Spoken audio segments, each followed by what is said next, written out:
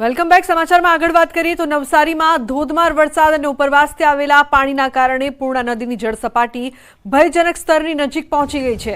પૂર્ણા નદીનો આકાશી નજારો સામે આવ્યો છે. જોઈ શકો છો આપ કઈ રીતે પૂર્ણા નદી છે તેની જળસપાટી સતત વધી રહી છે. સતત નવસારીમાં પણ વરસાદ થઈ રહ્યો છે ત્યારે પૂર્ણા નદીના આકાશી દ્રશ્યો છે તે સામે આવ્યા છે. ઉલ્લેખનીય છે કે વરસાદની જે પ્રકારથી આગાહી હતી, ભારે વરસાદની આગાહી હતી અને દક્ષિણ ગુજરાતમાં પણ સારો વરસાદ, ત્યારે પૂર્ણા નદીનું જળસ્તર છે તે સતત વધી રહ્યો છે અને નદીનો આકાશી નજારો પણ સામે આવ્યો છે.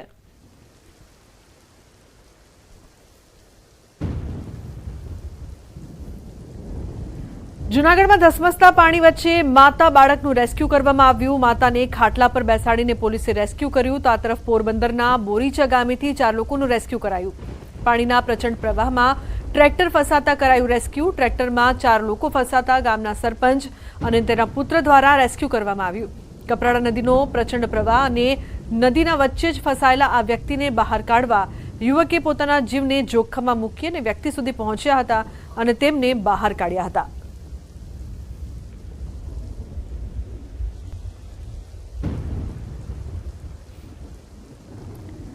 તો છોટાઉદેપુરના નસવાડી તાલુકામાં 4 કલાકમાં 5 ઇંચ વરસાદ ખાબક્યો. રોડ રસ્તા તેમજ ખેતરો જળમગ્ન થયા. ખેતરોમાં જળબંબાકારની સ્થિતિ સર્જાઈ.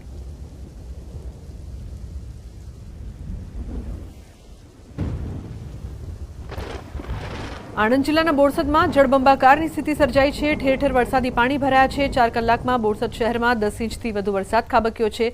બોરસદની રાઠોડ ચોકડી તેમજ પુનિતનગરમાં વરસાદી પાણી લોકોના ઘરમાં ઘૂસ્યા. બોરસદ પાલિકા તંત્ર ધ્યાન આપતું ન હોવાનો સ્થાનિકોએ આક્ષેપ કર્યો છે.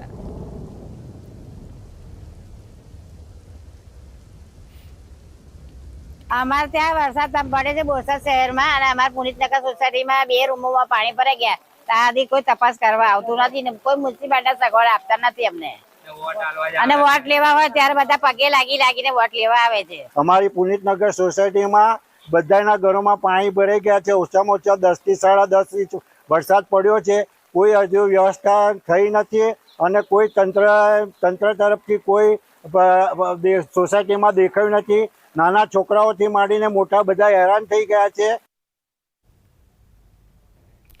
તો બોરસદમાં બારે મેઘ ખાંગા થયા હોય મુશળધાર વરસાદ વરસ્યો છે. બોરસદ શહેરના મહાકાળી મંદિર જેડી હાઈસ્કૂલ પાસે સ્થાનિકોના ઘરમાં પાણી ભરાયા છે.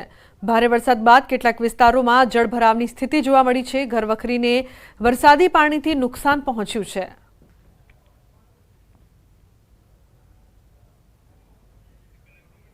તો મહત્વનું છે કે સતત વરસાદ વરસી રહ્યો છે. મુશળધાર વરસાદથી જળબંબાકાર લોકોના ઘરોમાં પાણી ઘૂસતા લોકોને હાલાકીનો સામનો પણ કરવો પડી રહ્યો છે.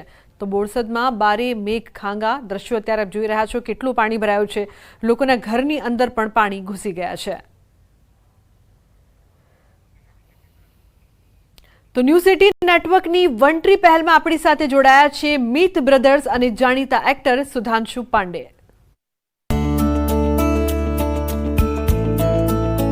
We stand for Network 18's project One Tree.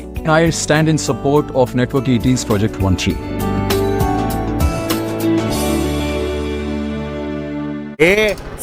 સપાટો બોલાવતા અનેક વિસ્તાર બેટમાં ફેરવાયા. રોડ પર જાણે નદી વહેતી હોય તેવા દ્રશ્યો સર્જાયા.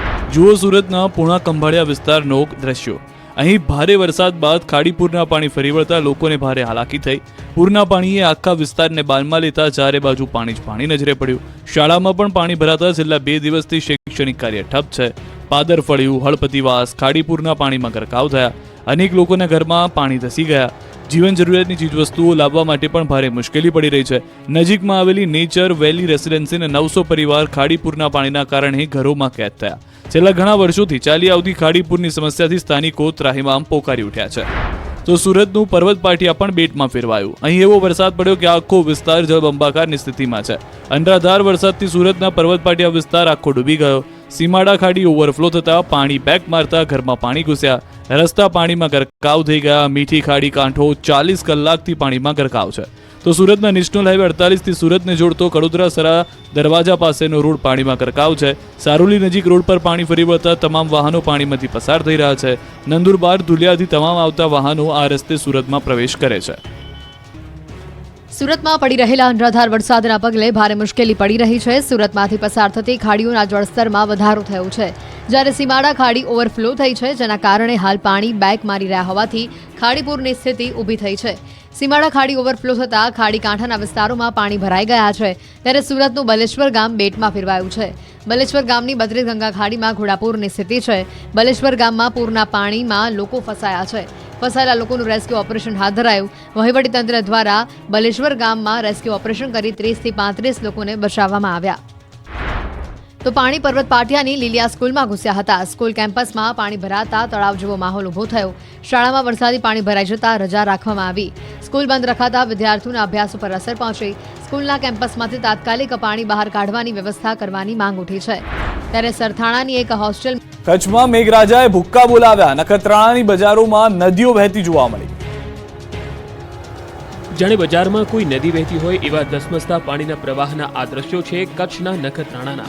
અહીં મેઘરાજાએ એવી તોફાની બેટિંગ કરી કે અહીંના બજારો દરિયો બની ગયા. નખત્રાણાની બજારોમાં પાણી એવું તોફાને ચડ્યું કે બજારમાં પ્રચંડ પ્રવાહ વહેતો થયો.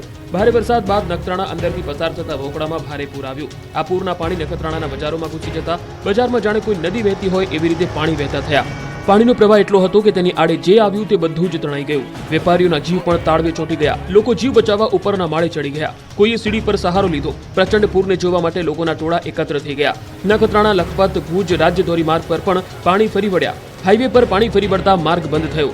લગભગ 5 કલાક સુધી માર્ગ બંધ રહ્યો. માર્ગ બંધ થતા બંને તરફ વાહનોના થપ્પા લાગી ગયા. ત્યારે પોલીસે લોકોને સમજાવી રોડથી દૂર કર્યા. તો નખત્રાણાની આસપાસ પણ ધોધમાર વરસાદ પડતા નદીઓ ગાંડીતુર બની. નખત્રાણા લખપત રોડ પર નદીના પાણી ફરી વળ્યા. મથલ પાસે નદીના ડાયવર્ઝન પર પાણી ફરી વળતા રોડ બંધ કરાયો. આ બાજુ માંડવી અને અબડાસાની રૂકમાવતી નદી બે કાંઠે વહેતી થઈ. ભારે વરસાદના પગલે નીચાણવાળા વિસ્તારો પાણીમાં ગરકાવ થયા. તો કચ્છના અબડાસા તાલુકાના બારા ગામની નદીમાં ભારે પૂર આવતા રસ્તો બંધ થયો. કોઝવે પર પાણી ફરી વળતા વાહન વ્યવહાર ઠપ થયો. ગામથી બહાર નીકળવા માટે માત્ર એક જ રસ્તો હોવાથી ગામ સંપર્ક વિહોણું બન્યું. ધોધમાર વરસાદ બાદ રણ પ્રદેશ કચ્છમાં રેલમછેલ થઈ. અબડાસાનો મીઠી ડેમ ઓવરફ્લો થયો. 40 થી વધુ ગામોને પીવા માટે પાણી પૂરું પાડે છે મીઠી ડેમ. કલ્યાણેશ્વર મહાદેવના સાનિધ્યમાં મીઠી ડેમના નયનરમ્ય દ્રશ્યો સર્જાયા. મીઠી ડેમ ઓવરફ્લો થતા આહલાદક દ્રશ્યો જોવા મળ્યા છે. કચ્છમાં જળતાંડવ અને તારાજીના દ્રશ્યો પણ આપ જોઈ રહ્યા છો. માંડવી અને મુન્દ્રામાં ધોધમાર વરસાદ વચ્ચે તારાજી પણ જોવા મળી રહી છે. મુન્દ્રામાં તેજ પાણીના પ્રવાહમાં ઢોર તણાતા જોવા મળ્યા.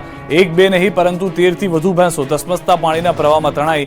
એક પુલ પરથી નદીના પ્રવાહમાં તણાતી ભેંસોનો એક વ્યક્તિએ વિડીયો બનાવ્યો હતો. દ્રશ્યોમાં સાફ જોઈ શકાય છે કે એક બે નહીં પરંતુ 13 થી વધુ ભેંસો પાણીના પ્રવાહમાં તણાઈ રહી છે.